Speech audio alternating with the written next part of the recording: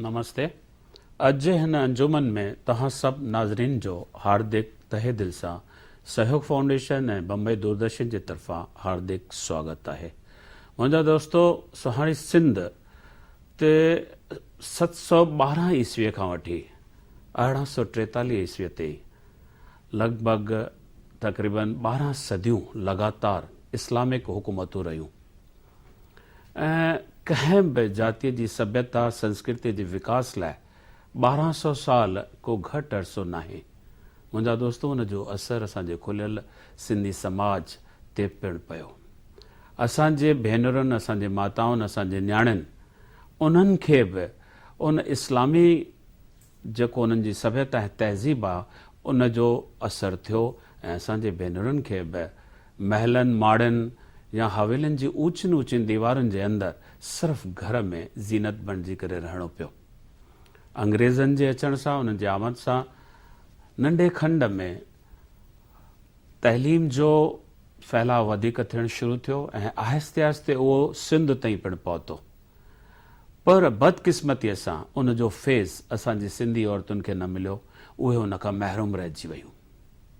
20 सदीअ जे आसपास विरहाङो थियो, बदतर हालतूं थियूं, असांखे ईज़ा ऐं असांखे जेके अज़ाब मिलिया, उन जे बावजूद बि हिन खुलियल माहौल में असांजे न्याणियुनि, असांजे भेनरुनि अॻियां विख वधाई ऐं तइलीम में पंहिंजो नालो रोशन करण जी पूरी पूरी कोशिशि कई। न सिर्फ़ु एतिरो, हुननि शान बेशान कुल्हो कुल्हो सां मिलाए मर्दनि सां हर हिकु खेत्र में पंहिंजो योगदान ॾिनो ऐं किन हंधि त एतिरो थियो कि उन्हनि खे पोयां छॾींदे पाण अॻियां निकिरी हिकु ऊचो मक़ाम हासिलु कयूं।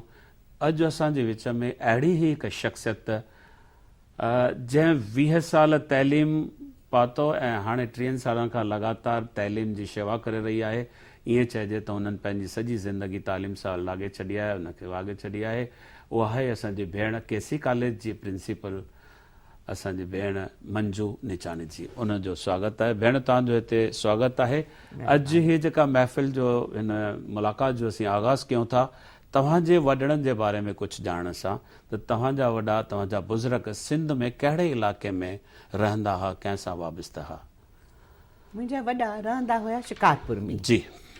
असांखे त कॾहिं सौभाग्य न मिलियो त उते वञूं, पर मुंहिंजो फादर जेको हूंदो हो उहो भेरे भेरे चवंदो हो शिकारपुर में हीअं थींदो हो, हीअं खाईंदा हुआसीं, हीअं पीअंदा हुआसीं। उन्हनि जो कपिड़नि जा दुकान हूंदा उते। जी।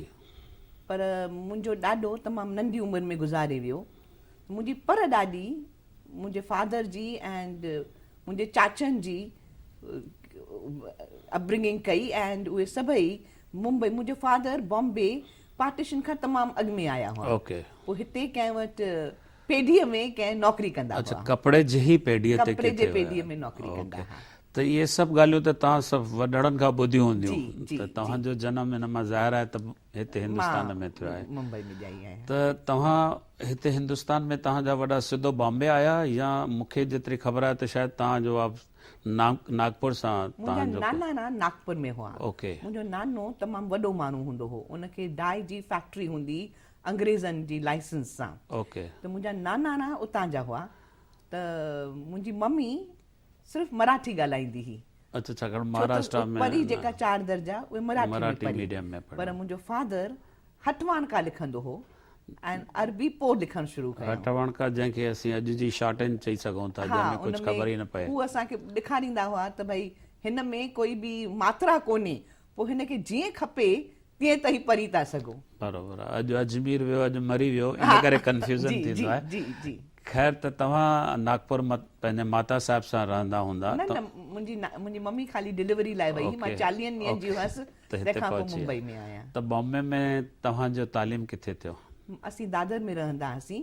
त मां convent girls high school Prabha देवीअ में 11 साल SSC उते पास कई। पोइ 2 साल मां पुणे वियसि, सेंट मीरास कॉलेज में पढ़ियसि ऐं तंहिंखां पोइ ग्रेजुएशन केसी कॉलेज मां कई एंड पोस्ट ग्रेजुएशन यूनिवर्सिटी मां कई एंड लॉ गवर्नमेंट लॉ मां कयो। साॻा पंहिंजनि ई कॉलेजनि मां पढ़ी, पंहिंजनि ई कॉलेजनि में ई कयो था। तमामु सुठी ॻाल्हि आहे। मां जेतिरी मूंखे ॼाण आहे त तव्हां 1979 खां वठी जूनियर कॉलेज जा इंचार्ज थिया। जी जी। एंड पोयनि अबाउट 2000 जे आसपास तव्हां केसी कॉलेज जा प्रिंसिपल पद ते आया, त इहो 30 सालनि जो जेको वक़्तु आहे, इहो जेको पीरियड आहे, उन जो अनुभव तव्हां छा महसूसु कयो? तमामु घणो चेंजिस ॾिठियूं आहिनि सालनि में, पर असीं जेकॾहिं एकेडमिक्स में आहियूं जी, उहे असीं ॾिसंदा आहियूं त हिन में नओं छा थो हले। बराबरि। ऐं असां वटि जेके ॿार अचनि था, असीं कोशिशि कंदा आहियूं त उहे सिर्फ़ु एकेडमिक्स में न एक्सेल करनि, पर स्पोर्ट्स में। ऐं छो त मां मीरा कॉलेज में पढ़ी हुयसि, मां चाहींदी आहियां त वैल्यू सिस्टम तमामु ज़रूरी आहे। तंहिंजे करे असीं भेरे भेरे संतनि खे घुराईंदा आहियूं। असांजी जेका NSS यूनिट आहे जी, उहा एतिरी स्ट्रॉन्ग आहे, छो त असीं हुनखे हिकिड़ी सिख्या ॾींदा आहियूं त तव्हांखे जेकी बि आहे उहो वंडियो विरायो। छो त अॼुकल्ह जी जेका पीढ़ी आहे उहा ईअं सम्झंदी आहे पोज़ेसिव आहे, त जेकी आहे ही मुंहिंजो आहे। त जेसि ताईं असीं पर जेकर हिकु भेरो ताईं उन्हनि खे सेखारियो, त मां तव्हांखे ॿुधायां थी त हू पंहिंजी जान ॾियण लाइ बि तयारु थींदा आहिनि। असांखे कॾहिं कॾहिं ईअं लॻंदो आहे त अॼुकल्ह जी पीढ़ी ॿुधे नथी, पर मूंखे उन्हनि में एतिरो विश्वास आहे, एतिरी कॉन्फिडेंस आहे, छो त जेकी कमु तई हुननि खे ॾींदा उहो ईमानदारीअ सां कंदा। इहो थियो आहे त टेक्नोलॉजी ॾाढी एडवांस थी वई आहे, उन जे हिसाब सां असांखे बि एडवांस थियणो आहे। केतिरो कॾहिं कॾहिं उन में गैप थो रहे, छो त असांखे थोरियूं फिक्सेशन्स आहिनि एंड ज़मानो बदिलजी वियो आहे। नओं युग आहे, नई सोच आहे, त उन्हनि खे बि नए तरीक़े सां बदिलजंदासीं तेसि ताईं असांखे इहो प्रॉब्लम थींदो। नौजवाननि जी ॻाल्हि कढी, अॼु जे पीढ़ीअ जो ज़िक्र कयो, त मां वाया थो 1979 में जेके ॿार तव्हां वटि पढ़िया हूंदा, हींअर यकीनन उन्हनि जा ॿार बि इन्हनि कॉलेज में, तव्हांजो ॿिनि पीढ़ियुनि सां वास्तो थियो, त शागिर्दनि में कहिड़ो फ़र्क़ु, ॿारनि जे सोच में या उन्हनि जे वहिंवार में तव्हांखे छा महसूसु थियो? अॻे छा हूंदो हो त क्लास अचणु तमामु ज़रूरी हूंदो हो। मां 7 जो लेक्चर वठंदी हुयसि त भॼंदा भॼंदा ईंदा हुआ। ऐं ॿियो जेके असीं रिस्पेक्ट चऊं था उहा तमामु घणी हूंदी हुई, पर अॼुकल्ह जो एटीट्यूड वधीक कैजुअल आहे। पर तई जेकर उन्हनि ॿारनि सां वेही करे ॻाल्हायो त उन्हनि खे उन कैजुअल में कुझु ख़राबी नथी नज़र अचे, छो त they think it's a way of life. त उहो फ़र्क़ु ज़रूरु आहे त अॼुकल्ह जी जेका पीढ़ी आहे त उन जो ॻाल्हाइण जो तरीक़ो ॿुधो या ग्रीट हिक ॿिए खे जीअं करनि था उन जो तरीक़ो ॾिसो त फ़र्क़ु आयो आहे। एंड टेक्नोलॉजी वधी वई आहे, तंहिंजे करे सभई लैपटॉप खणी था अचनि। अॻे असीं जेकी ॻाल्हाईंदा हुआसीं उहो ध्यान सां ॿुधी करे लिखंदा हुआ, नोट्स वठंदा हुआ। हाणे शायदि वीडियो रिकॉर्डिंग बि कंदा आहिनि। अॻ में पहिरें पढ़णु हिकिड़ी मर्यादा हुई, अॼुकल्ह पहिरें पढ़ण खे कमज़ोरी था सम्झनि। छा इहो फ़र्क़ु आहे सचपच? मां हिनखे न चवंदसि, छो त असां वटि सभिनी कम्यूनिटीज़ जा ॿार पढ़ंदा आहिनि, त जॾहिं उनखे कुझु अवॉर्ड मिलंदी आहे या मूंखे कुझु ॿुधाइण ईंदा आहिनि त ज़रूरु पहिरें पवंदा आहिनि। मां उन्हनि खे चवंदी आहियां त भई असां में न्याणियूं पहिरें कोन पवंदियूं आहिनि, पर हू चवंदा आहिनि त असां में पवंदियूं आहिनि, यानी कि अञा बि उहा मर्यादा आहे। हिकिड़ी सेक्शन ऑफ सोसाइटी आहे जंहिंमें शायदि इहो न आहे, पर असीं हुनखे जनरलाइज़ करे हिकिड़ी यूथ फिनोमेना ठाही आहे। पर जीअं त असांजो सिंधी मैनेजमेंट जो कॉलेज आहे, त सिंधी ॿोलीअ खे फैलाइण लाइ, सिंधी ॿोलीअ लाइ कुझु कॉलेज करे रहियो आहे? जी, असां वटि तव्हांखे ख़बर हूंदी त Hyderabad Sindh national collegiate board खे मुंबई में 17 कॉलेजिस आहिनि जी। त उन में असां जंहिं महिल माइनॉरिटी खे एडमिशन ॾियूं था त असां कुझु कॉलेजिस असांजा उनखे सर्टिफिकेट कोर्स कराईंदा आहिनि, ऐं असां बि उन्हनि खे एटलीस्ट ॿोली ॻाल्हाइणु ज़रूरु सेखारींदा आहियूं। छो त मूंखे ॾाढो ॾुख थींदो आहे त ही ईंदा आहिनि असां वटि एडमिशन वठणु, उनजा माउ पीउ ॾाढो घमंड सां चवंदा आहिनि त असीं सिंधी आहियूं।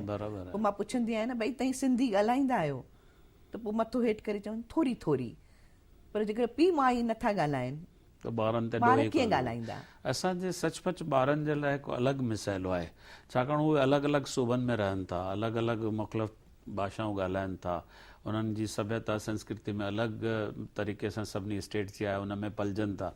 त उन हालत में उन्हनि जो ॾोह नाहे, पर उन्हनि खे कीअं सिंधियुनि सां, सिंधी ॿोलीअ सां ॿधिजे, उन लिहाज़ खां असांखे सोचणो आहे। मां सम्झां थी असां मां हिकु हिकु जेकर इहा कमिटमेंट करे त असीं सिंधियुनि लाइ कुझु कंदासीं त ज़रूरु करे सघंदासीं। छो त सिंधियुनि खे स्टेट कोन्हे, सिंधियुनि खे जीवित रखण लाइ ॿोली आहे, त उन ॿोलीअ जी त असांखे तमामु घणी रक्षा करणी आहे।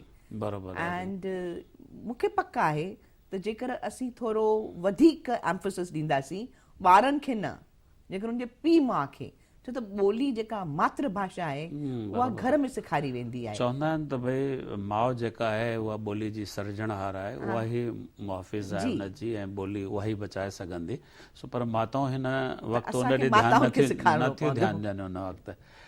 ॿियो, असांजो इतिहास बि विसारियो थो वञे पियो। त छा असांजे कॉलेजनि में असांजे सिंधी इतिहास खे कंहिं नमूने पढ़ायो वञे थो? छाकाणि त जेकॾहिं अॼु कंहिं बि ॿार खां पुछंदासीं त भगत सिंह उन्हनि खे ख़बर आहे, पर हेमू कालाणी जी ॼाण कोन्हे का। अॼु उन्हनि खे इहा ख़बर आहे त राबिंद्रनाथ टैगोर हुयो, पर उन्हनि खे इहा ख़बर न आहे त शाह सचिल सामी बि असांजा सिंधी, असांजा शाइर उन खां बि वधीक मयार जा आहिनि। त अहिड़े नमूने भगत विसारे छॾी अथऊं, पर उन्हनि खे भांगड़ा यादि आहे। ॿार भांगड़ा ते वञनि था या डांडिया रास कनि था, पर छेॼ ऐं झुमिर छा आहे, इहो कहिड़े नमूने कॉलेजनि जे ज़रिए ॿारनि ताईं पहुचाए ॾे?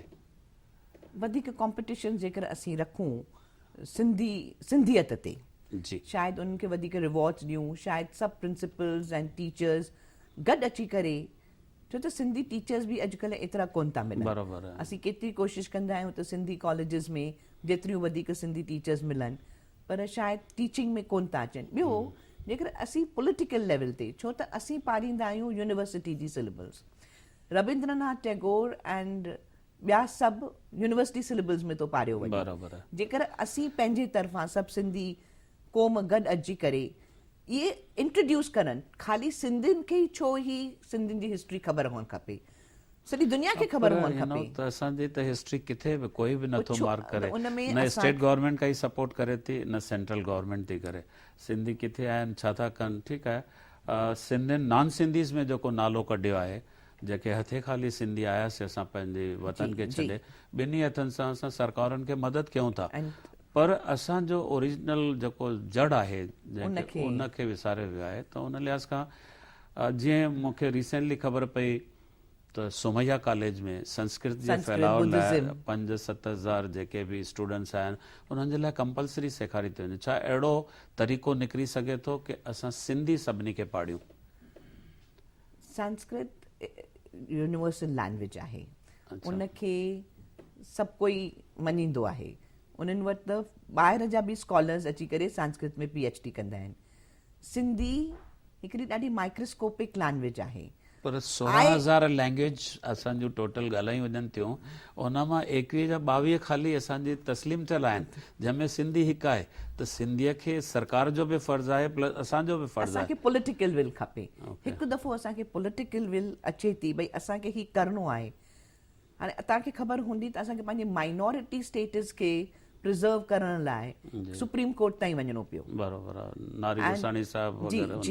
छो त असीं तमामु घणी कोशिशि कंदा आहियूं त कीअं बि करे सिंधी जीवित रखूं। असीं इंटर कॉलेजिएट फेस्टिवल्स कंदा आहियूं, पर सच ॿुधाइजे त एतिरी सक्सेस न वई आहे जेतिरो असांखे। जे तव्हां इहो महसूसु कयो था कि पॉलिटिकल कुझु असांखे पावर हुअणु विल खपे, त छा असांजा सिंधी स्टूडेंट्स सियासत में वञणु चाहिनि था? अहिड़ी काई रुचि उन्हनि में तव्हां ॾिठी आहे या पैदा करण जी कोशिशि कई? असांखे इनकलकेट करिणो पवंदो। शायदि असांखे LK आडवाणी, राम जेठमलानी जहिड़ा आहिनि बुज़ुर्ग जेके पॉलिटिक्स में आहिनि, उहे जेकर शुरू करनि असां सिंधियुनि लाइ कुझु करणु। छो त छा थियो आहे त उन लेवल ते बि सिंधियुनि लाइ कुझु ख़ासि कोन थियो आहे। जेकर उतां थिए त पोइ मां सम्झां थी त असांखे मूंखे खपे हिकिड़ी एजुकेशन हुअणु खपे त असांजी ॿोलीअ लाइ असांखे जीवित रखणी आहे। असांखे कीअं बि करे, बराबरि आहे, काई बि सभ्यता संस्कृति तेसिताईं ज़िंदा आहे जेसिताईं ॿोली ज़िंदा रहंदी। असां ॿोलीअ खे बि विसारियो आहे, लिखणु पढ़णु त काफ़ी विसरी चुकिया आहे, पर ॻाल्हाइण में हींअर असांजे लाइ प्रॉब्लम्स अची रहिया आहिनि। तव्हां वटि हिकिड़ी सिंधी सर्किल हुई पहिरीं, आहे अञा ताईं? आहे। उन जे तरफ़ां कुझु करे सघिजे थो? घणो कुझु सिंधी सभिनी खे ॻाल्हाइणु सेखारींदा आहियूं कंपल्सरी। सिंधी ड्रामा वग़ैरह या Sindhi drama, Sindhi dance, Sindhi music, Sindhi festivals तव्हां अॻे लॻाईंदा हुआ? सिंधी फेस्टिवल लॻाईंदा हुआसीं, सिंधी फूड वग़ैरह फेस्टिवल कंदा आहियूं। पर हाणे असांजो हिकु कॉलेज हिकु साल में कंदो आहे, जेके बि आहिनि पोइ सभु गॾु। छो त सभु कॉलेजिस जेकर करनि था त 17 सिंधी फंक्शन्स था थी वञनि पिया। हिकिड़ी ॿी प्रथा तव्हां वटि हुई ऐं मां सम्झां थो ॾाढी सुठी हुई, सिंध मां तव्हां स्कॉलर्स घुराईंदा हुआ, उहा मां सम्झा कुझु 8-10 सालनि खां तव्हां कोन कयो आहे। छो त हाणे कोई असांजा वॾरा सिंधी आहिनि न जेके उन्हनि खे सुञाणनि पर हाणे वॾनि जो ॿार असां नंढनि ते ई आहे। तव्हांखे ख़बर हुजे त कोई अचे थो, असीं तमामु ख़ुशीअ सां उन्हनि खे ॿारनि सां गॾिजाईंदासीं, उनजो लेक्चर रखी सघंदासीं। छाकाणि सिंध जा चङा स्कॉलर्स हींअर अचनि था पिया। असीं चाहियूं था त उहे अचनि ऐं ॿारनि जूं अखियूं खोलनि, उन्हनि खे ॾेखारनि त असांजी कल्चर जेको आहे उहो केतिरो स्ट्रॉन्ग आहे, उहो ॾाढो ज़रूरी आहे त असीं उन्हनि खे ॾेखारियूं। अच्छा, तव्हां 2006 खां वठी 2011 ताईं हैदराबाद सिंध कॉलेजिएट बोर्ड जा सेक्रेटरी बि थी रहिया। जी, उन दौरान तव्हां के अहम फ़ैसिला कया जेके असांजे समाज खे काफ़ी अॻियां वठी हलिया हुजनि या कुझु फ़ाइदो रसियो हुजे या कॉलेज खे थियो हुजे? तव्हां त ओवरऑल कॉलेज जो बि सभिनी जो ॾिठो हूंदो, त अहिड़ो कोई ख़ासि फ़ैसिलो जेको असां समाज सां वंडियो? असांजो ॿियनि कॉलेजिस में 6th पे कमीशन कोन मिलंदी हुई, जेके अनएडिड हुआ। असांजो बोर्ड पहिरियों बोर्ड हो जंहिं अनएडिड कॉलेजिस खे, न त सरकार जी एड न ईंदी आहे, बराबरि, उन्हनि खे 6th पे कमीशन ॾिनी।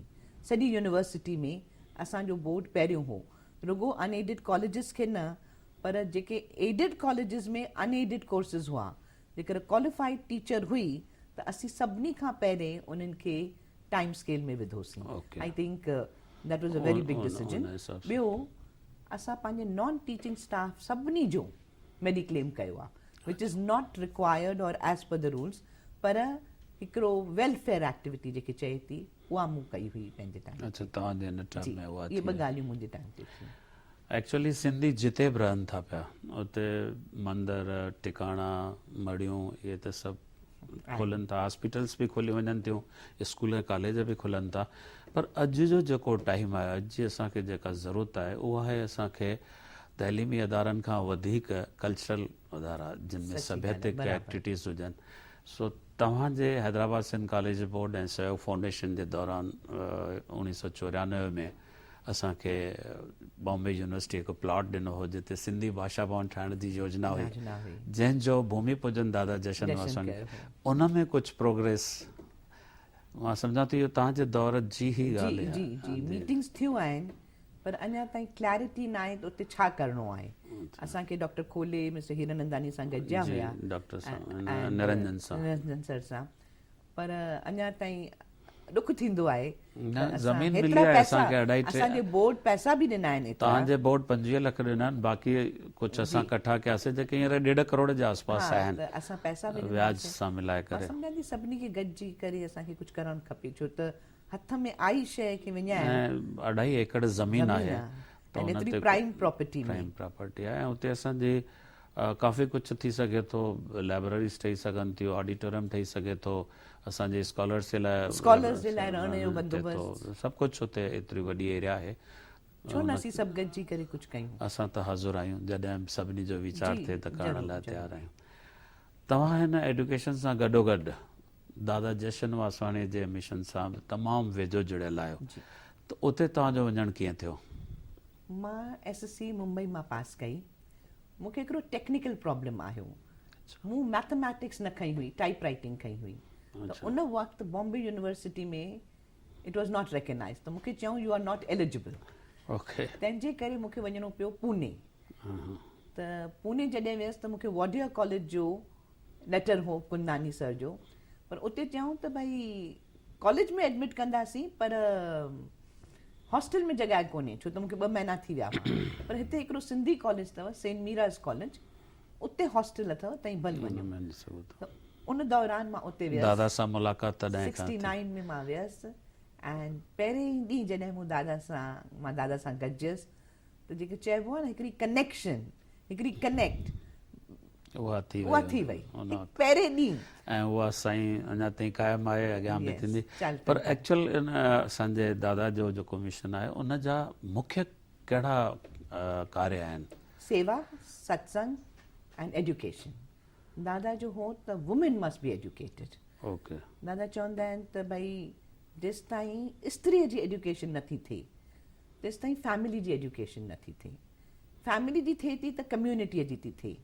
एंड दादा जो चवणु आहे त only women sole will change the world. तंहिंजे करे दादा विमेन एजुकेशन ते तमामु इनफैक्ट जेकर तव्हां फेमिनिज़म ॾिसण था चाहियो त साधू वासवानी साल पहले उते शुरू कयो हुयो हैदराबाद में नारी सेंटर। हाँ, वो तो शुरुआती दौर में टी.एल. वासवानी साहब हुया तॾहिं वासवानी, यानी कि उन ज़माने में विमेन खे इंडिपेंडेंस एंड फेमिनिज़म जो कॉन्सेप्ट जेके अॼु फेमिनिज़म चऊं था शुरू थिया उन वक़्तु खां। त इन जी तव्हां हींअर ॻाल्हि कढी, छा असांजे कॉलेजनि में हींअर बॉयज़ ऐं गर्ल्स में रेशियो में कीअं आहे? गर्ल्स वधीक आहिनि के कोर्स वाइज़ आहे? जेकर तव्हां कॉमर्स में ॾिसंदा त 50-50 हूंदा, पर जेकर तव्हां आर्ट्स में ॾिसंदा त मोर गर्ल्स 80% गर्ल्स हूंदियूं 20% बॉयज़। उहो डिपेंड्स त कहिड़ो आहे, पर असांजे कॉलेज में जीअं मां ॾिसां थी the women's ratio is more than the boys. इहा बि सुठी ॻाल्हि आहे। एडुकेशन त अचे थो कहिड़े बि कोर्स में वञे माण्हू उन सां। तव्हां मां सम्झां थो यूनियन कॉलेज न्यूयॉर्क ऐं ॿिए कंहिं बि ॿाहिरि यूनिवर्सिटी में विया आहियो, उतां जो अनुभव या उते तव्हांखे नींड कीअं ॾिनी वई या कहिड़े बेस ते? तमामु असांजे बोर्ड जी टाइप हुई इन्हनि यूनिवर्सिटीज़ सां। उते ईअं थींदो हो त असां मां हिकु ॼणो इंडियन कल्चर जी उन ते मॉड्यूल्स ठाहे करे मोकिले, पोइ जेके उन्हनि खे वणंदा हुआ उहे असांखे घुराईंदा हुआ। त मूं women and society and religion and culture इहे 2 मॉड्यूल्स उन्हनि वटि मोकिलिया। उन्हनि जी कैप हूंदी हुई त 20 ॿारनि खां मथे न खणंदासीं। तव्हांखे विश्वास न थींदो त 31 ॿार आया ऐं हिननि मूंखां पुछो त तव्हां 31 खे पारींदीअ? मां चयो मुंबई में त असीं 100 खे पारींदा आहियूं, 150 खे पारींदा आहियूं, असां लाइ 31 वधीक न आहिनि। पर एतिरो सुठो रिस्पॉन्स मिलियो, पर हिकु ॾुख थियो त उन्हनि खे इंडिया जे बारे में घणी ख़बर न हुई।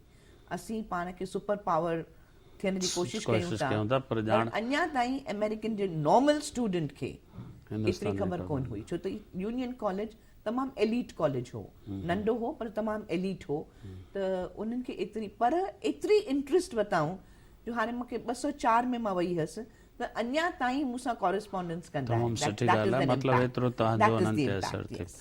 तव्हांजे हेतिरनि कार्यनि में तव्हांजी हेतिरियूं शेवाऊं आहिनि, उन जी क़दुरु शनासीअ में तव्हांखे कहिड़ा इनाम इक़रार या अवॉर्ड्स मिलिया आहिनि? मूंखे जायंट्स इंटरनेशनल अवॉर्ड मिलियो जी, हिकु तव्हांजे सहयोग फाउंडेशन जो एजुकेशन मां मिलियो, एंड हिन जो रोटरीज़ सभु रोटरीज़ जेके आहिनि सभु वोकेशनल अवॉर्ड्स ॾींदा आहिनि। हिकु दिल्ली मां मिलियो ज्वेल ऑफ इंडिया जो, ऐं तमामु घणा आहिनि। तव्हां कुझु सिंधी सेमिनार्स में पेपर बि पढ़िया आहिनि सिंधी ॿोलीअ खे जे वाधारे लाइ? हिकु लोनावला में सेमिनार थियो हो, एंड हिकु माली कल्चरल अकेडमी जो, उते मूं हिकु पेपर पढ़ियो ऐं जेके तमामु सुठी रिस्पॉन्स मिली। एंड ॿियो असां हुते थाणा में कुझु सिंधियुनि जो वॾो फंक्शन साहित्य जो, उते मूंखे इहे पेपर्स पढ़ण सां असांजे ईंदड़ जनरेशन जेका आहे, ईंदड़ पीढ़ी जेका आहे, उन्हनि खे हिकु डॉक्यूमेंट्स मिलंदा कि हीअ असांजे हीअ आहे उन हिसाब सां। ॿियो हिकिड़ो सुवालु मुंहिंजे ज़हन में आहे त तव्हांजो कॉलेज ऐं बाक़ी हैदराबाद सिंध कॉलेजिस बोर्ड जा जेके कॉलेज आहिनि उन में तव्हां कहिड़ो फ़र्क़ु ॿुधाए सघंदा? 5 ई आङुरियूं पंहिंजियूं आहिनि। तव्हां ॾुखियो सुवालु पुछो था, तॾहिं कुझु के ॻाल्हियूं तव्हांजे कॉलेज में हूंदियूं वधीक हूंदियूं के? हर कॉलेज खे पंहिंजी पंहिंजी स्ट्रेंथ आहे, छो त सभु असांजा आहिनि, पर असांजो कॉलेज में आर्ट्स साइंस कॉमर्स ऐं यूनिवर्सिटी जा जेके बि कोर्सेज आहिनि, ऑल कोर्सेज, सभु कोर्सेज। त ही लॉ कॉलेज बि तव्हांजो हिसो आहे कि? मैनेजमेंट साॻी आहे, पर कॉलेज सेम बिल्डिंग साॻी आहे, पासे वारी बिल्डिंग में आहे, पर असीं उहा बिल्डिंग शेयर कंदा आहियूं उन्हनि सां। पर मेन असांजो आहे फोकस NSS ते, एंड को करिकुलर एंड एक्स्ट्रा करिकुलर। त असांजी NSS यूनिट खे भेरे भेरे अवॉर्ड्स मिलिया आहिनि। त छो त मुंहिंजो फोकस जेको आहे उहो आहे शेवा, त मां उहो ॿिए नमूने नथी करे सघां, त through NSS I feel my dream coming true. ही एज़ अ प्रोफेसर तव्हां पंहिंजूं शेवाऊं ॾियो था, पर मूं घणनि ई प्रोग्रामनि ते तव्हांखे मास्टर ऑफ सेरेमनी थींदो प्रोग्राम से ॾिठो आहे, उहो शौक़ु तव्हां में कीअं पैदा थियो? उहो मिस्टर नारी गुरसाहानी हिकु भेरो हुई जेको अवॉर्ड कंदा हुआ इंटरनेशनल सिंधी पंचायत जो, त मूंखां पुछाऊं त तूं कंपेयर कंदीअ? त उन खां अॻु में मां कॾहिं कंपेयर कोन कयो हो, पर बुज़ुर्ग हुआ रिक्वेस्ट कयाऊं त मां यकदमि हा चई। पर शायदि उन में मूंखे एतिरी एप्रिसिएशन मिली तंहिंखां पोइ घणा ई माण्हू अप्रोच कंदा आहिनि ऐं and I तव्हां like ख़ुशीअ it. सां एक्सेप्ट And I कंदा like it. तव्हां महिरबानी तव्हांजो जेके तालीम जे खेत्र में शेवाऊं आहिनि इहे सचमुच इतिहास जूं कड़ियूं आहिनि ऐं ईंदड़ पीढ़ीअ खे हू ज़रूरु लाभ पहुचाईंदियूं तव्हां असां वटि आया महिरबानी तमामु धन्यवाद